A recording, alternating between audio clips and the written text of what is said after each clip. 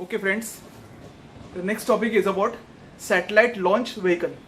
As earlier discussed, I have told you a satellite launch vehicle is a rocket which will project the satellite in a orbit.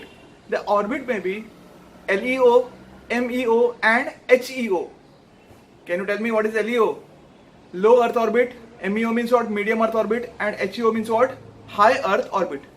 Now essentially the rocket has got the satellite which is placed at its tip, at the top, okay, and below that there are chambers which are filled with what? Fuel.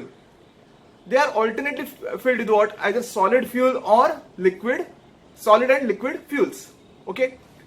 And at the bottom there is an engine which ignites at the beginning and provides the initial thrust to the rocket so that it moves upwards, okay. So initially there is a engine at the bottom which will ignite and provide the thrust. All the gases from the of the fuel are thrown in downward direction, okay. And according to Newton's third law of motion, to every action there is equal and opposite reaction. What happens? Because of the thrust applied on the ground, the rocket experiences an equal and opposite force and the rocket starts moving up. Now the actual weight of the vehicle or the rocket is because of the chambers which are filled with fuel, okay. As the engine falls off, okay, these chambers filled with what? Fuel start igniting, and slowly the weight of the rocket goes on decreasing.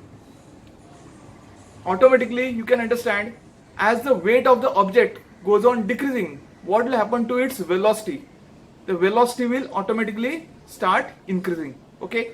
So initially the velocity of rocket is less, but as the weight gets reduced because of the burning of fuel, the rocket attains very high velocity, okay, and it reaches the desired height. Now this satellite launch vehicle has got these chambers filled with what? Fuel, and they actually this rocket is actually called as multi-stage rocket, okay. It is called as multi-stage rocket. Why it is called multi-stage rocket? Because as the fuel burns out, the chambers, the empty chambers fall off, and where they fall off, that also I'll tell you. They will fall, they are heavy, okay. If they fall on a residential place, it can cause death and destruction. So the rockets are launched in such a way that all these empty chambers fall off, okay, once the fuel gets emptied, and they fall in the ocean, okay. So what concept is this that I am telling you? Suppose I apply equal force to two objects. Suppose I apply a force of 100 Newton to two objects. One is of mass 1 kg and other is of mass 10 kg, okay. I apply equal forces on two objects. One is of mass 1 kg and other is of 10 kg. Which will experience more acceleration? It is clear, the object whose mass is 1 kg, it is light, so it will experience more acceleration, right? Same concept is happening here. Initially the rocket is having its weight because of all the fuel, but once the fuel is ignited, the fuel burns, it exerts pressure force on the ground and the rocket starts moving up.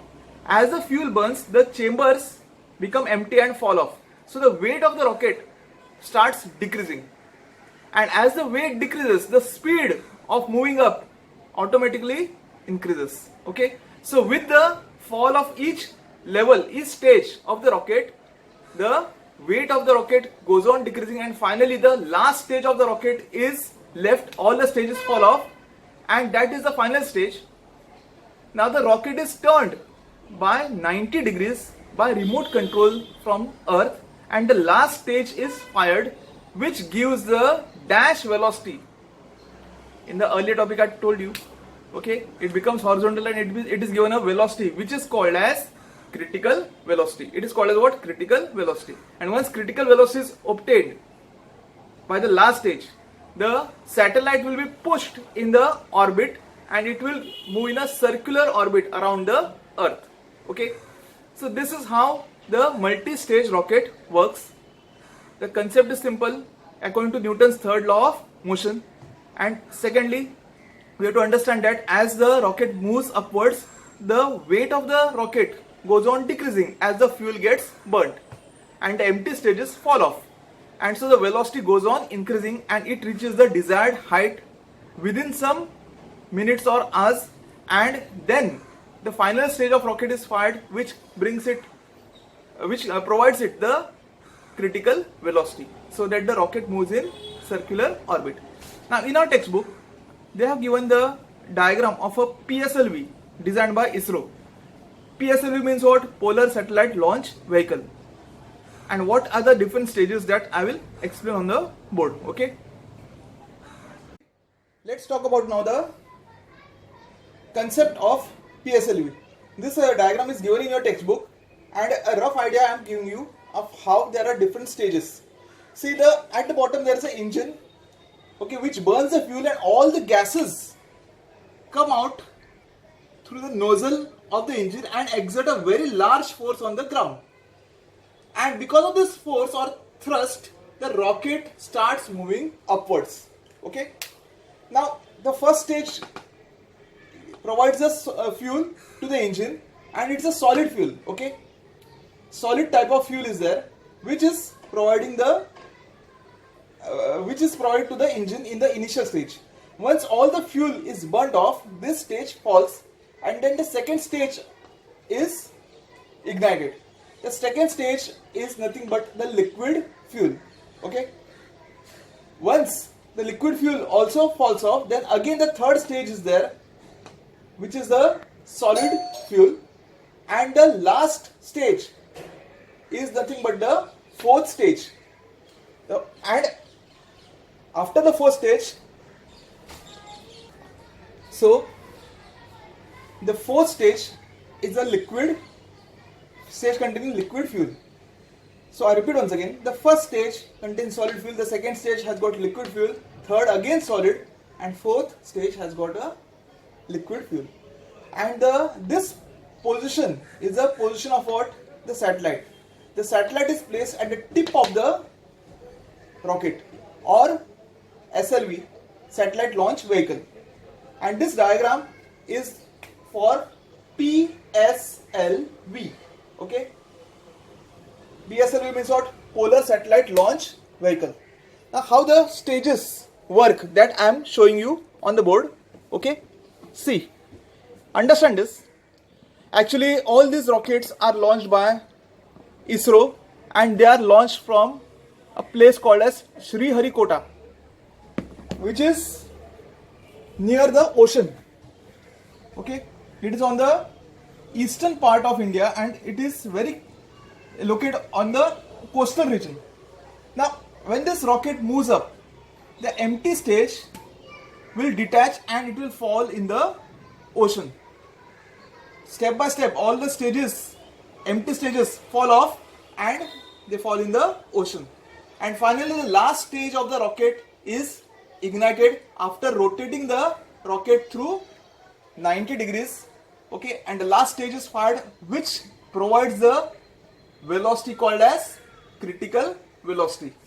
Once the critical velocity is attained by the satellite now opens, okay, its solar panels open, and once the solar panels open, they get the necessary electricity, and the satellite starts operating. It will receive the signals from the earth, it will amplify them and again retransmit to the different parts of the world. Okay, so this is how the satellite is launched by a multi-stage rocket. Okay, now friends, these SLVs, which are nothing but satellite launch vehicles, okay, are very expensive. Okay, millions of rupees, crores of rupees actually are invested in launching one satellite. Okay, and it's one time. Once you send the SLV, it will not be used for the second time. Now USA had developed a system in which along with the rocket there was one space shuttle. Space shuttle was similar to that of what? An aeroplane. Not exactly aeroplane, but the specialty of space shuttle was that it would go in outer space. It would go beyond the Earth's atmosphere, not in outer space, beyond the Earth's atmosphere, stay there. Okay, the rocket will take it to the desired height. There the astronauts in the space shuttle will remain in the space shuttle for some duration. It may be some days or months, and then just like an aeroplane, that space shuttle can return back onto the Earth. This particular idea of sending the space shuttle in space along with the rocket was very profitable, because it can be brought once again, the space shuttle can be brought once again on the Earth, and it would work like a aeroplane. And the name of the space shuttle, the first space shuttle sent by USA was Columbia. You can Google and you can read about it. It's very interesting how the astronauts were sent in space using a rocket and they would return back using that space shuttle called Columbia.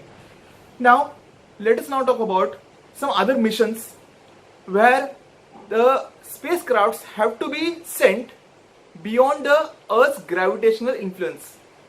A satellite is orbiting around the Earth under the influence of gravity.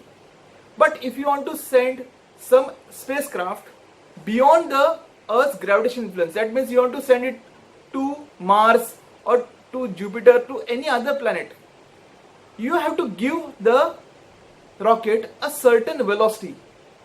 That velocity is called as what? Escape velocity. The initial velocity which should be given to the object is called as escape velocity, and if the escape velocity is provided, then that particular rocket or the spacecraft will overcome the Earth's gravitational influence and it will go in outer space. It will go in what? Outer space. Getting it? So that velocity can be calculated by a formula. V escape equal to under root 2 gm upon r. This we have learned in the first chapter called gravitation, about escape velocity. Now, what will be the values of this? What is the escape velocity on Earth's surface? Tell me one thing. If you throw an object upwards, it comes down. It reaches some height and it comes down. If you increase the velocity, what will happen? It will go to a greater height. Right? Now, escape velocity is that velocity with which when you project the object, it will not come back on Earth's surface. It will go in outer space. It will go in what? Outer space. Getting it? And that's why escape velocity concept is used for sending spacecrafts for space missions beyond the Earth's atmosphere. Like you have heard of Mars orbiter. NASA is sending a number of such spacecrafts to our nearby planets to get the images and details of it. India has also sent the Mars orbiter, and for such spacecrafts, the velocity which has to be imparted to it is called as escape velocity. And what is the value of escape velocity? How it is calculated, that I will show on the board. Okay, look here. Suppose this is a rocket which is projected from the Earth. If its velocity is less than escape velocity, then it will go to a height and it will return back to the Earth. It will fall on the Earth. But if its velocity is equal to escape velocity, then this rocket will go in outer space and it will never return back on the Earth. Okay? And how it is calculated? It is calculated by this formula. V escape is under root 2 gm upon r. Now, what is g? G is 6.67 into 10 raised to minus 11 Newton meter square per kg square. M stands for mass of Earth, that is 6 into 10 raised to 24 kg, and R stands for radius of Earth, that is 6400 kilometer or 6400 into 10 raised to 3 meters. Okay. When you put all these values in this formula, you get the escape velocity as 11.2 kilometer per second. How much? 11.2 kilometer per second. And it is a very, very high velocity. Understand this. 11.2 kilometer per second. If you project an object from the Earth's surface with this particular velocity, then the object will never return back to the Earth.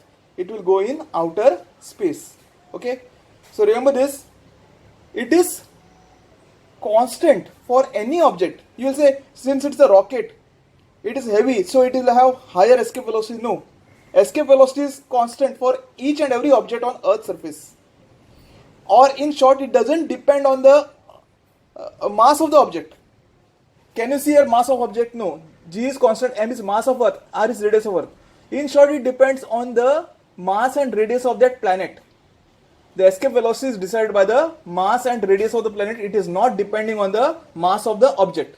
The object may be any of any mass, any weight, but the escape velocity on Earth remains same, 11.2 kilometer per second. Okay.